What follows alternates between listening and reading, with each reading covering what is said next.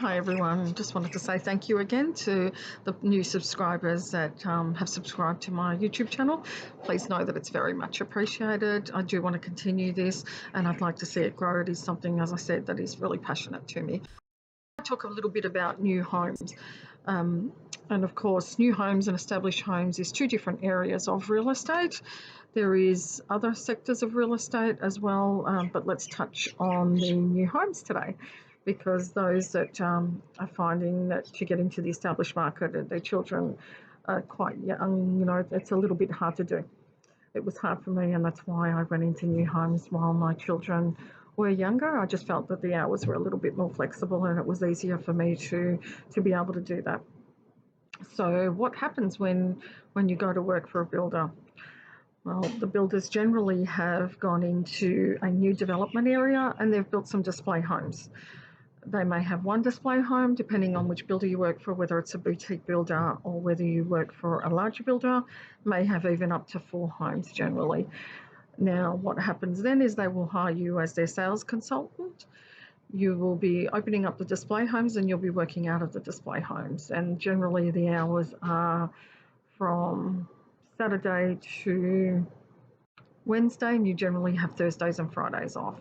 So that's really good because you get to catch up depending on how busy you are. You may even work some of those days, which I did. So what happens then?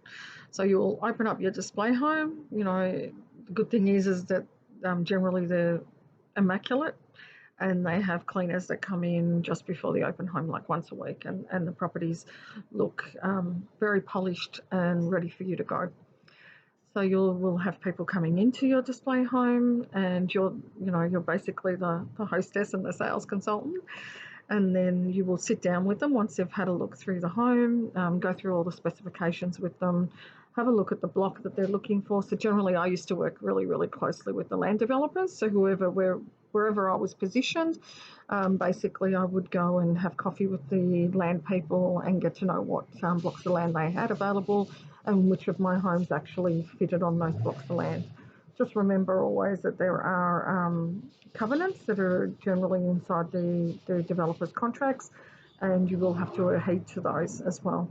So when you're putting together a floor plan and you're doing a site plan and you have your customers in front of you, you will need to remember that, your setbacks, your boundaries, whether there's an easement in the back, you'll need to look at all those things before making sure that the property that they've chosen or the new home that they've chosen will actually fit on their land.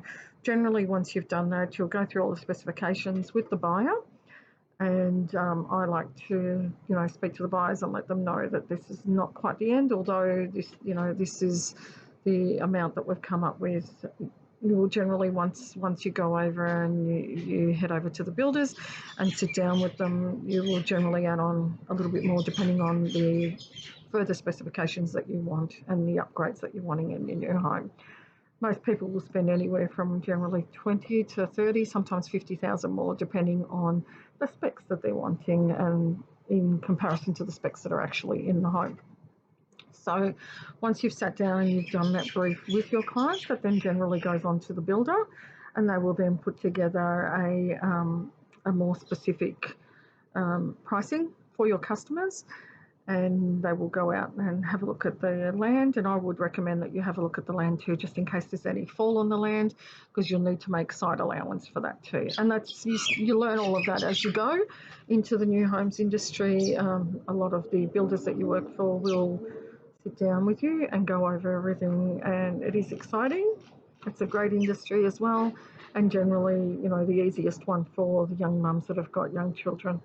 Now, if you have any further questions, please sit down, jot them down, one-liners, or send me a message. I'm more than happy to help. So I hope this has been a little bit helpful, and thanks again for listening. Have a great evening.